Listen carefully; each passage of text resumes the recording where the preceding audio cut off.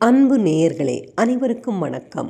இன்று நாம் காணவிருப்பது தைப்பூச விரதம்.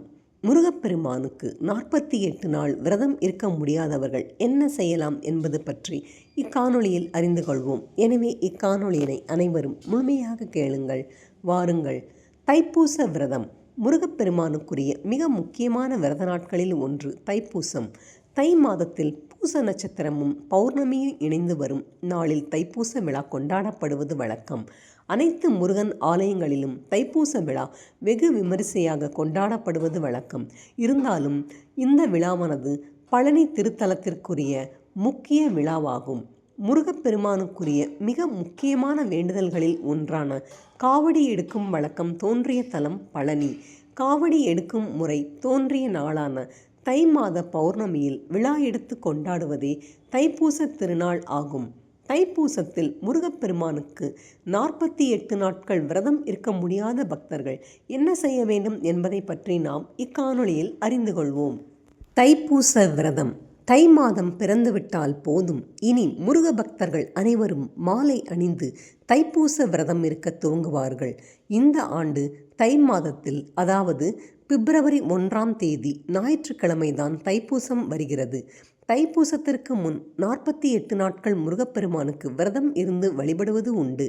முருகப்பெருமானுக்கு இருக்கப்படும் மிக நீண்ட விரதம் இதுதான்.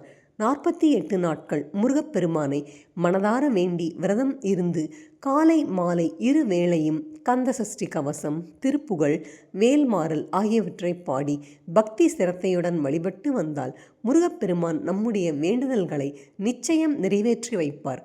நினைத்தது அனைத்தும் நடக்கும் என்பது பக்தர்களின் நம்பிக்கை. 48 நாட்கள் விரதம் இருக்க முடியாதவர்கள் என்ன செய்யலாம்? இந்த ஆண்டு 48 நாள் தைப்பூச விரதம் இருப்பவர்கள் டிசம்பர் 16ஆம் தேதி செவ்வாய்க்கிழமை துவங்கி விரதத்தை கடைபிடித்து வருகிறார்கள். ஆனால் 48 நாட்கள் விரதம் இருப்பது அனைவராலும் முடியாத காரியம் ஆகும். இப்படி 48 நாட்கள் முருகனுக்கு தைப்பூச விரதம் இருக்க முடியாதவர்கள் என்ன செய்ய வேண்டும்? இனி எப்போது தைப்பூச விரதத்தை துவங்க வேண்டும்? எப்படி தைப்பூச விரதத்தை இருந்தால் முருகப்பெருமானின் பரிபூரண அருளையும் 48 நாட்கள் விரதம் இருந்து வழிபட்ட பலனையும் அடைய முடியும்? முருகனின் அருளால் வேண்டுதல்கள் நிறைவேற வேறு எந்த முறையில் விரதம் இருக்கலாம் என்பது பற்றி நாம் அறிந்து கொள்வோம். 21 நாள் விரதம் எப்போது துவக்கலாம்? முருகப்பெருமானுக்கு 48 நாட்கள் தைப்பூச விரதம் இருக்க முடியாதவர்கள் ஜனவரி 12ஆம் தேதி துவங்கி 21 நாட்கள் விரதம் இருக்கலாம். ஜனவரி 12ஆம் தேதி துவங்கி பிப்ரவரி 1ஆம் தேதி வரை இந்த 21 நாள் தைப்பூச விரதத்தை இருக்கலாம்.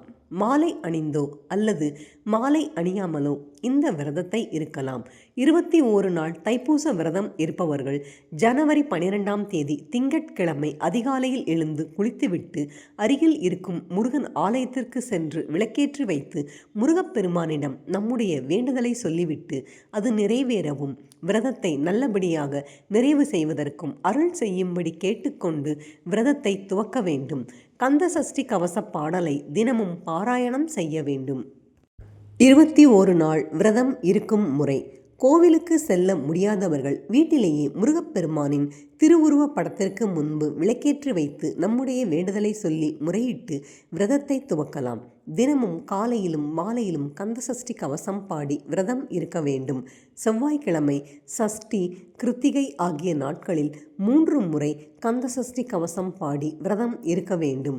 இந்த விரதத்திற்கு உபவாசமாக விரதம் இருக்க வேண்டிய அவசியம் இல்லை. எளிமையான உணவுகளை எடுத்துக்கொண்டு விரதம் இருக்கலாம். முருகப்பெருமானின் மந்திரங்களை சொல்லி முருகன் நினைவிலேயே நாம் இருக்க வேண்டும். ஒரு நாள் தைப்பூச விரதம் இருக்கும் முறை. 21 நாட்கள் தைப்பூச விரதம் இருக்க முடியாதவர்கள் தைப்பூச தினமான பிப்ரவரி 1ஆம் தேதி அன்று அதிகாலையில் எழுந்து குளித்துவிட்டு வீட்டில் திருவிளக்கேற்றி வைத்து உபவாசமாக விரதம் இருக்க வேண்டும். அருகில் உள்ள முருகன் ஆலயத்திற்கு சென்று வழிபட்டுவிட்டு 3 முறை கந்த சஷ்டி கவச பாடலை பாராயணம் செய்ய வேண்டும். நாள் முழுவதும் உபவாசமாக இருந்து மாலையில் விளக்கேற்றி முருகப்பெருமானுக்கு ஏதாவது ஒரு நெய்வேத்தியம் படைத்து வழிபட்டு அந்த பிரசாதத்தை சாப்பிட்டு விரதத்தை நிறைவு செய்து கொள்ளலாம். முடிந்தவர்கள் தைப்பூசம் அன்று முருகப்பெருமானுக்கு அபிஷேகத்திற்கு பால் வாங்கி கொடுப்பது மிகவும் விசேஷமானதாகும். நேயர்களே, இக்காணொலியினை அனைவரும் முழுமையாக கேட்டிருப்பீர்கள் என்று நினைக்கின்றேன்.